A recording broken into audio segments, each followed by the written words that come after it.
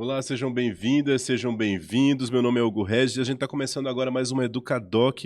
E hoje, para falar sobre abuso e exploração sexual de crianças e adolescentes, a gente está recebendo a Hortência Regis, ela que é assistente social de formação, pós-graduada em gestão de pessoas, está na coordenação da proteção social básica no município de Jaboatão de Guararapes, já atuou como coordenadora da alta complexidade em Jaboatão, como coordenadora nas aldeias infantis SOS Brasil e como assistente social no projeto SUAP, que previa a construção de 2.620 casas para as famílias em áreas de risco devido à instalação da refinaria. Hortência, seja muito bem-vinda. Muito obrigada, é um prazer estar aqui com vocês.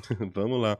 Hortência, eu queria entender um pouco, que isso é uma coisa que me deixa um pouco confuso, sabe? Quando a gente fala sobre proteções sociais, a primeira coisa é que a assistência social não é uma política pública universal, né? É uma política pública que existe para quem dela necessita, para quem Isso, dela precisa. isso. Mas como é que funcionam as proteções sociais? Primeiramente, assim, são 3 proteções a início, né. A assistência social, ela prevê as 3 proteções. A gente chama que a proteção social básica, ela é a porta de entrada e que ela é administrada pelos CRAs, né. A princípio, as pessoas sempre referenciam o CRAS ao Bolsa Família, mas o CRAS é muito mais do que isso, né. Dentro de um CRAS, você encontra serviços de convivência, acompanhamento de famílias, né. A gente trabalha com idosos, com crianças, adolescentes, e aí tem os grupos PAIF também, que são grupos que incluem mulheres, mulheres negras, né, comunidade LGBT, enfim, é muito mais complexo São do que muito mais serviços do muito mais que... serviço do que apenas o CAD único. O CAD único, ele funciona dentro de um CRAS para facilitar para o cidadão não se deslocar para tão longe da casa dele. Então, o CRAS, onde há a maior complexidade, ele funciona geralmente nessas áreas, e aí fica mais fácil o acesso. Mas ele funciona, é como se fosse uma célula do CRAS, mas ele não é Entendi. o CRAS é muito mais do que isso. Então, a gente chama ele de porta de entrada. Essa é a proteção social básica. Dentro da proteção social básica também, a gente tem, por exemplo, hoje, o programa Criança Feliz, que acompanha crianças de 0 a 3 anos, e quando há qualquer deficiência, de 0 a 6 anos. Uhum. E é bem interessante esse programa. Ele consiste em visitadores que vão até a comunidade, identificam essas gestantes ou já mães e faz esse acompanhamento, mostrando para ela atividades que possa desenvolver com a criança, né, brincando e desenvolver melhor a criança, né? Entendi. E é bem interessante esse programa. Além do programa Criança Feliz, prevê os serviços de convivência, que é como eu te falei, né? Ele vai dentro das comunidades, forma grupos, e aí, como é, por assim, emancipar esses grupos, né? Que Interessante. Que muitas a ideia é vezes justamente essa, né, que as pessoas se emancipem no atendimento ao serviço, que não fiquem sempre dependentes do nem serviço, só né. dependente do serviço, como ter uma fala, né? Sim, Que eles vêm interessante. da vulnerabilidade, não têm Uhum. acesso às informações, e quando a gente começa as discussões, surgem vários assuntos. Quando a gente começa, muitas vezes, um grupo de idosos, né, no serviço de convivência, a gente descobre a história da comunidade. E quando a gente pega esse grupo de idosos e une com um grupo de crianças, porque muitas crianças e muitos adolescentes, principalmente crianças nem tanto, mas os adolescentes, muitas vezes eles têm vergonha de dizer onde moram. Tem vergonha da Hum. comunidade que mora, porque o Uber não chega até a comunidade, ele recusa, né, Uhum. qualquer solicitação. Tem vergonha de dizer que mora naquela comunidade, porque é uma comunidade de violência, de vulnerabilidade social. Uhum. Então, quando a gente começa a trabalhar, né, individualmente, e quando a gente une essas informações, eles começam a ter o prazer de dizer: eu moro naquela comunidade, que é uma comunidade de luta. Interessante. Então, o serviço de convivência emancipa muito socialmente essas pessoas, não financeiramente. Empodera, né. Empodera, essa é a palavra que eu estava buscando. Então, o serviço de convivência é muito importante, muito bom. E tem os grupos PAIFs, que são grupos que, porque o serviço de convivência ele prevê crianças, adolescentes e idosos. E quando o grupo PAIF ele prevê toda a família, ele inclui toda a família, né? De forma individual e de forma conjunta. Então é bem interessante. Em Jaboatão, por exemplo, as mães que tinham filhos, né, que já viviam em vulnerabilidade, mas que tinham crianças com qualquer deficiência física ou qualquer outra situação assim que ela não sabia a quem se portar, porque muitas vezes a porta da saúde está fechada. Então, a gente conseguiu reunir um grupo de mães, num grupo PAIF, e foi bem interessante, porque algumas não tinham laudo, elas tinham direito a um BPC e elas não tinham, né? Interessante. São mães atípicas que não sabiam como, Sim, sim. Quando a não gente sabiam o que une fazer, e né? quando a gente começa a trabalhar essas mães, a gente começa a identificar, né? Então, a gente estava começando Mas isso é uma iniciativa da do própria grupo do CRAS, a equipe técnica do a CRAS equipe com os técnica, educadores do interessante. CRAS, Então isso. não foi uma busca da comunidade, foi o próprio grupo Que técnico que começa a identificar identificou. dentro da comunidade, porque o CRAS ele fica num determinado território, né? Que abrange todo aquele território que ele abrange, ele trabalha todo o território. E aí Uhum. ele vai identificando. E isso acontece quando vem a procura do Interessante. CRAS também. Porque a procura inicial é o Bolsa Família, que é a Aham. questão financeira. Uhum. Mas quando a gente dá a questão financeira, a gente precisa dar os demais aportes, não é só a questão financeira, não é? Claro, claro. Até a administração desse dinheiro, por exemplo, né? O cuidado com o seu filho, né? Tem uma série de coisas, né? Claro, Que aí ele claro. fala serviço de convivência e fortalecimento de vínculos. Indiretamente, a gente Interessante. começa a trabalhar toda a família. E muitas vezes no grupo, no serviço de convivência com crianças e adolescentes, a gente começa a identificar o que acontece dentro da família e está ali guardadinho na família, A gente né? quer chegar nesse assunto, Sim. né? E a gente está começando falando sobre proteção social básica para a gente poder entender como é que funciona esse mecanismo, não é? Porque eu até te fiz uma pergunta antes de a gente começar, né? Como é que a gente faz uma denúncia? Chega para o CRAS, a gente consegue fazer uma denúncia de violência lá no CRAS, mas é importante entender como é que funcionam essas proteções sociais. Eu queria que tu falasse um pouquinho também dessa coisa da baixa complexidade, da média complexidade, como é que funciona? Isso. A gente chama proteção básica, né? E nessa proteção básica é como eu trabalho com a família, é a prevenção, Uhum, né? Como a gente fala, é a porta de entrada. certo. Quando a gente identifica nessa porta de entrada que existe alguma violação de direito, seja com idosos, crianças, adolescentes, mulheres, num contexto bem maior, a gente percebe aquilo, entra em contato com a média complexidade, através do CREAS, que tem uma equipe diferenciada, porque, por exemplo, na equipe do CREAS eu tenho psicólogo, assistente social, pedagogo, educadores, um coordenador.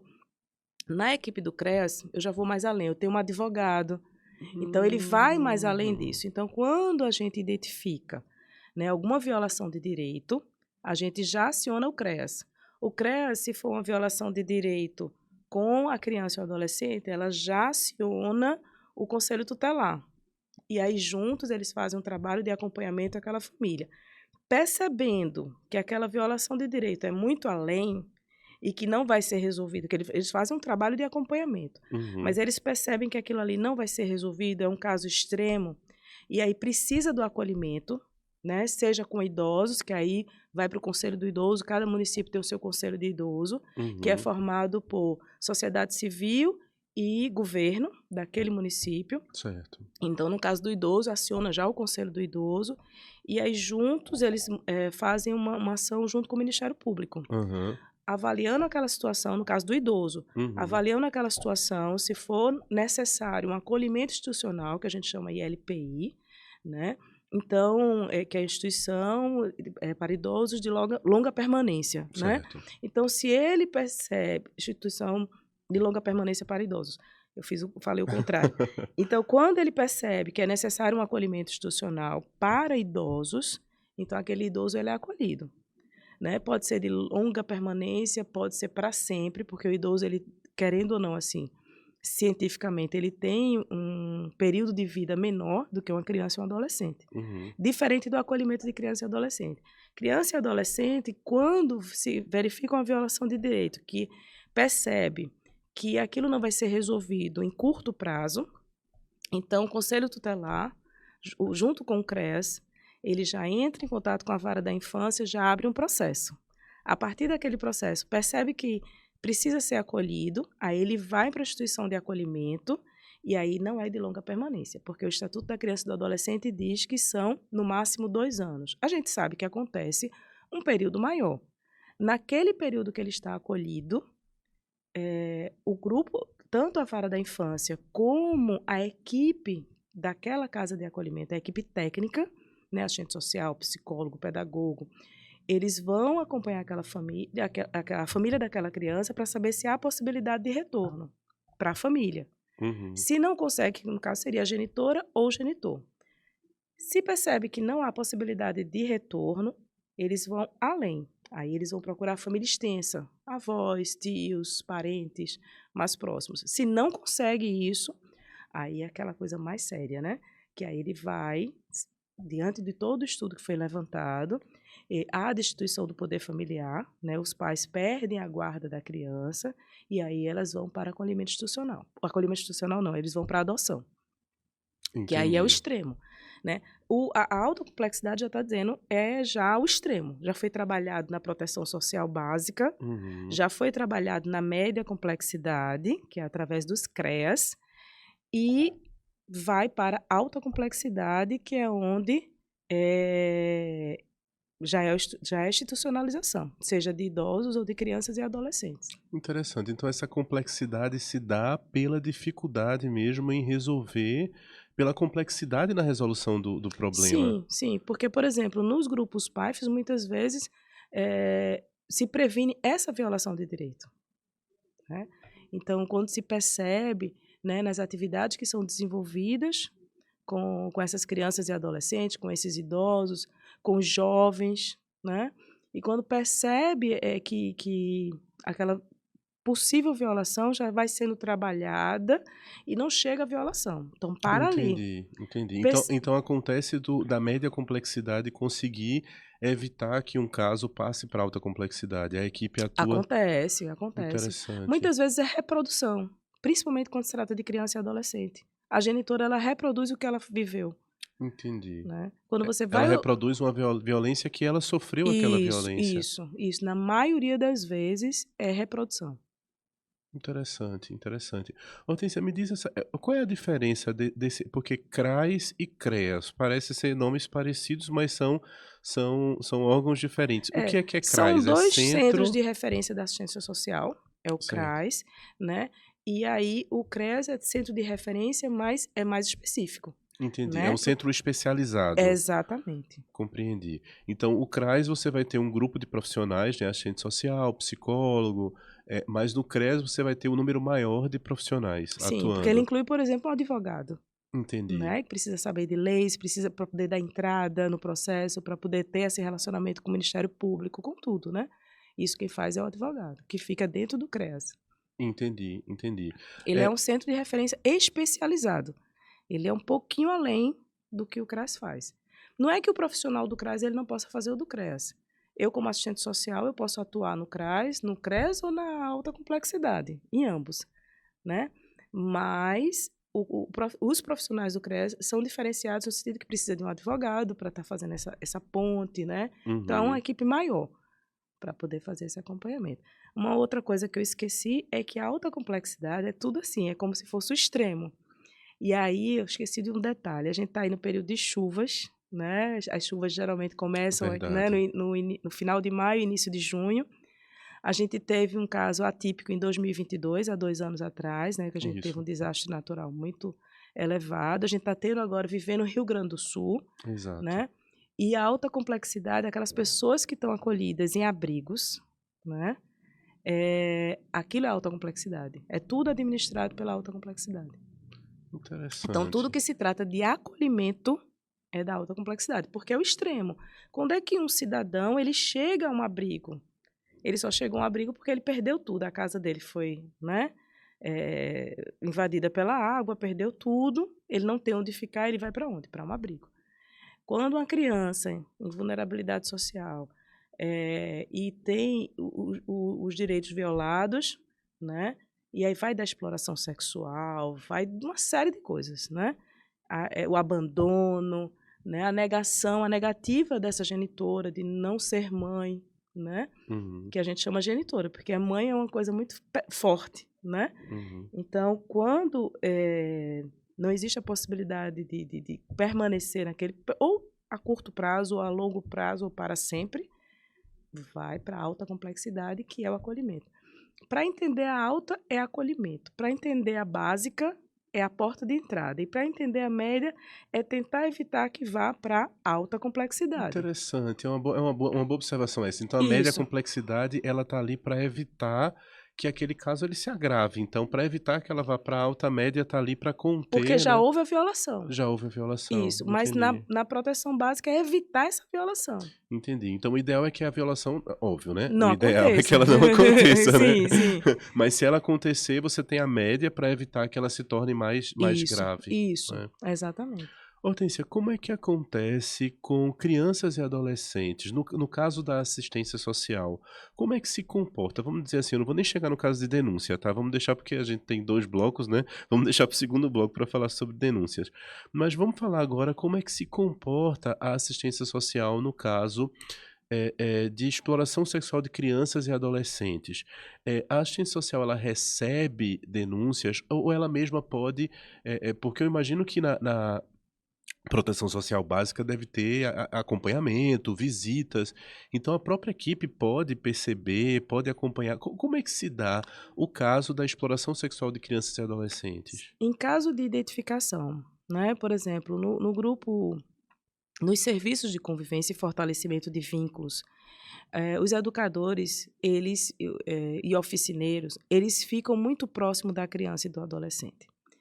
E quando eles ficam muito próximos, eles terminam abrindo um espaço de fala. E essa criança termina falando. A gente teve um caso de violação de direito e exploração sexual em Suape, né? Naquela área ali de Gaibu.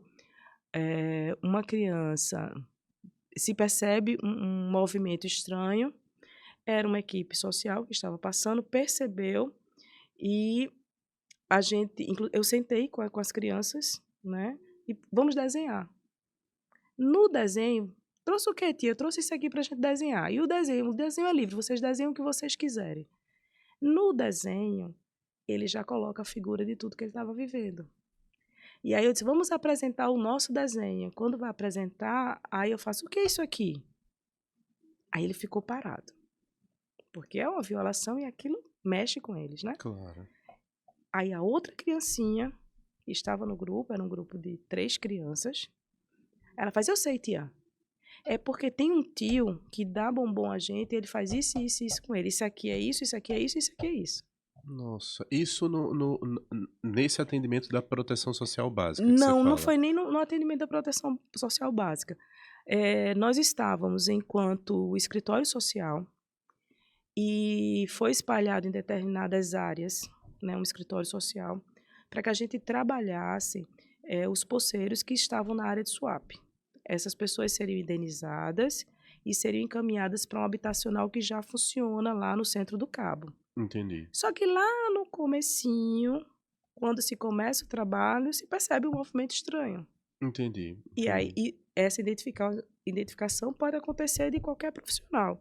Não precisou passar pela proteção básica, porque foi identificado Entendi. Então e já foi a encaminhado. assistente social ela tem Ela essa pode estar em um outro vínculo, que não seja o CRAS ou o CREAS, e ela pode acionar o CRAS, ela pode acionar o CREAS. Às Entendi. vezes, por ela não ter acesso ao CRAS, ela tem um acesso ao CREAS, ela tem acesso ao CRAS, o CRAS identifica e passa para o CREAS. Né? Entendi. Existe essa unidade, né, de referência enquanto profissional de serviço social. Né? Até o psicólogo social também, que ao perceber já, né, aciona e já Entendi. começa o processo. É preciso ter um compromisso muito grande, né, Hortência, com a população, porque são nuances que podem passar despercebido no olhar de qualquer pessoa, mas é um olhar, eu acredito que a assistência social tem um olhar muito, muito, muito Eu delicado digo que para. a universidade, ela, de uma certa forma, ela prepara sem que a gente perceba, né, o profissional para muita coisa. Eu Uhum, digo muitas coisas assim, às vezes eu leio e esqueço, mas o que você falar para mim tem uma caixinha aqui que guarda. claro. Porque parece que a gente foi treinado para isso, Aham. né. Então, Provocadas, vocês foram provocadas a a isso, né? isso, Em a algum isso. momento essa provocação fará Sim, efeito, né? sim. E aí é o estralo rapidinho, né, quando a gente percebe: "Opa, tem algo errado aqui". E a partir daí a gente vai começar a trabalhar, né, e tentar Interessante. identificar. Às vezes, acontece muito no Ministério Público ter uma denúncia de um vizinho, por exemplo. Entendi. Ele percebe, o vizinho faz uma denúncia anônima dizendo que tem uma filha violando o direito de um idoso. Então, o Ministério Público manda para o CRAS. O CRAS vai lá fazer uma visita, né, intencionalmente, mas a família não sabe. E ao conversar, percebe-se se há violação ou não. Né? Já houve casos de a gente ir com equipes. A gente leva a equipe do CRES, vai um representante do CRES, um representante do CRAS. A gente faz trabalho em conjunto também. Mas, normalmente, o próprio CRAS ele vai, verifica se é uma violação de direito, se está acontecendo a denúncia. Porque, às vezes, acontece muito de idoso, de filhos. Né? O idoso está com aquele determinado filho e a renda daquele idoso fica naquela casa. Aí, o outro filho que está sem renda por algum motivo, ele quer aquela renda do pai, daquele idoso, né? Do pai ou da mãe. E aí ele faz a denúncia e quando a gente vai verificar não é real. Entendi. Já aconteceu isso. Né? A gente recebeu no próprio CRAS e o idoso estava sendo... Porque a gente chega de surpresa. Então é muita coincidência da gente chegar 2 ou 3 vezes numa residência e a gente encontrar tudo organizado. Entendi. Então, quando a gente percebe isso, a gente faz um relatório, enquanto CRAS, né, aquele técnico faz todo o relato do que ele visualizou. Cada visita demanda um relatório e encaminha para o Ministério Público dizendo, não há violação de direito. Ou, se percebe a violação de direito, ele já anuncia para o Ministério Público. Com o CRAS, ele tem um contato direto com os técnicos do CREAS, ele já manda aquele relatório e já, né, traz aquela demanda. Ou o próprio Ministério Público, quando recebe o relatório do CRAS, ele vai e aciona o CREAS. E, às vezes, o Ministério Público ele aciona os dois, sabe? E aí, porque talvez aquele promotor entendeu que era uma violação já de direito, né? Já houve uma violação ali, e ele manda os dois. Entendi. E aí eles vão separadamente, eles vão juntos. Né? É muito relativo. Agora, é sempre importante que vá profissionais de várias áreas, para que eles percebam, né? Cada um da sua maneira. Olhar, né, multidisciplinar, digamos. Isso, né, cada um da sua caso. maneira. Exatamente. Interessante. Hortência, quem é que administra o CRAS e o CREAS? É o município, é o estado? Como é que funciona? Os CRAS, eles são do município. Certo. Né? Os CRAS e os CREAS. Cada município, de acordo com a população dele, ele tem um número de CRAS. Entendi. Não só o número da população, mas o número de vulnerabilidade mesmo social. Sim. Né? Hoje, quanto maior a vulnerabilidade, maior o número de CRAS e CREAS. Seria essa conta, mais ou menos. Mais ou menos nesse sentido. E a questão territorial, por exemplo, Jaboatão, dos Guararapes, hoje, ele é um município enorme. Sim. Né? Eu digo que quem administra Jaboatão administra o Estado, porque a gente tem área turística em Jaboatão, a gente tem área rural em Jaboatão, a gente tem área urbana, é muito diversificado. Então, diante disso, é feito um estudo através das conferências e se percebe se há necessidade de mais um novo CRAS ou não. Por exemplo, comparado a Recife, a gente tem umas 750 mil habitantes, mais ou menos. Recife tem 1,5 milhão, mais ou menos. Recife tem 14 CRAs. Jaboatão tem 12. Então, significa que Jaboatão já está bem avançado. Entendi. Embora a gente, enquanto assistência, quando a gente está em área de vulnerabilidade, a demanda é tão grande no CRAS que a gente vê a necessidade de abertura de outros. Entendi. Mas mesmo assim, comparando um município e a capital, nós estamos bem encaminhados. Bem apresentados, Bem né? apresentados. E a questão também do espaço físico, né? Porque você tem uma área territorial maior também. Então acaba que os grupos, né? Sim. As comunidades, elas são mais distantes uma das outras, né? Sim, a gente tem engenho em Jaboatão dos Guararapes. Interessante. Interessante. Hortência, vamos dar uma paradinha, porque a gente vai ter um intervalo agora e a gente volta daqui a pouquinho falando mais, né, sobre esse tema. Vamos lá.